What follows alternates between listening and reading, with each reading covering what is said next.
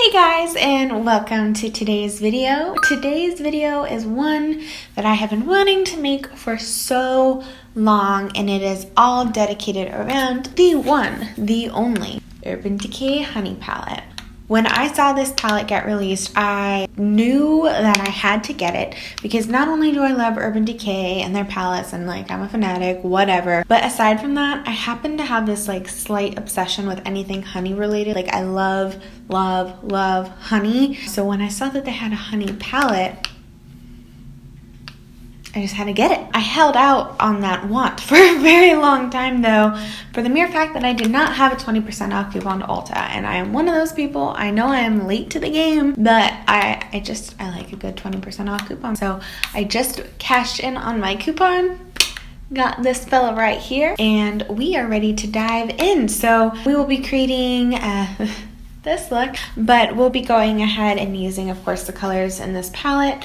Look how beautiful this palette is. They're all in the browns and goldy hues, which are some of my favorite colors to play around with in general, just because they are so usable and wearable in everyday makeup. I'm really excited to get in and play around with this. Let's go ahead and get into that. Let's do it. Alrighty, I have my base on, my foundation on and set, as well as my brows done, so we're just gonna go straight into the good stuff. Look at this beauty. Oh. Anywho, so the plan for today, I keep changing my mind, but I guess this is the moment of a truth. Well, we'll go ahead and give their little brush a go, because they do include a nice little brush in here like Urban Decay typically does. And we're gonna go ahead and start off in Hive. And I'm just gonna start buffing that straight into my face. And just going in tiny little circles.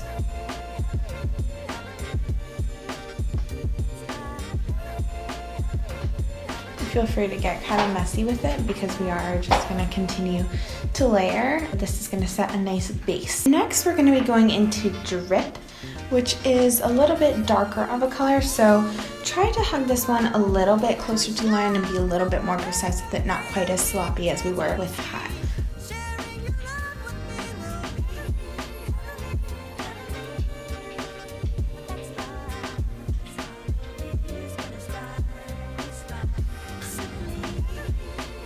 Can you guys hear my cat eating? She's an angel. And this one I'm going in more windshield wiper motions, a little bit more back and forth and less circular.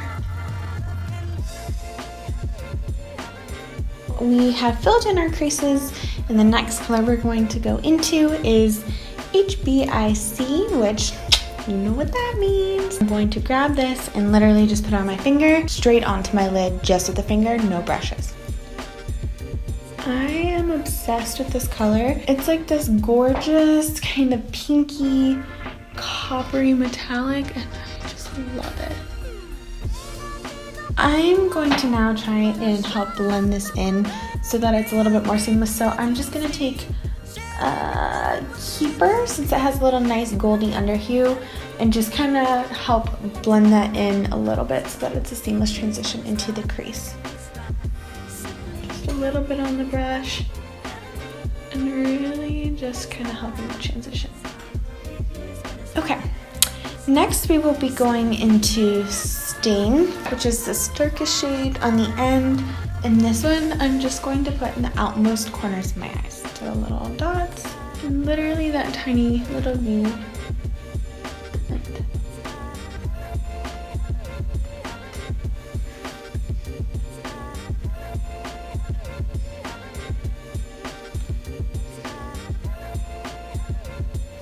Okay, so just kind of continuing to build that out because this is our darkest shade, and that's really going to add some depth and dimension to the eye look.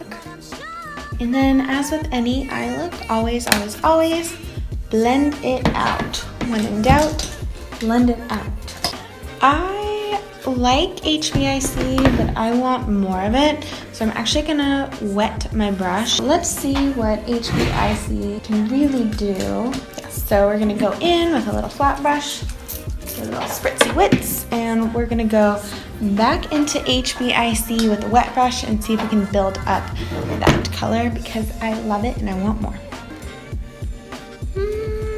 That's more what I'm looking for. Totes.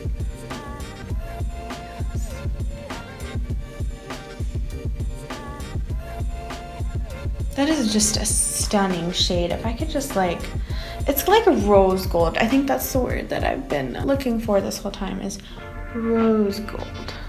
Okay, so one super exciting color about this palette is this one right here, which is Flyby. It's the lightest shade in the palette, and that is because this is an absolutely beautiful brow bone highlight.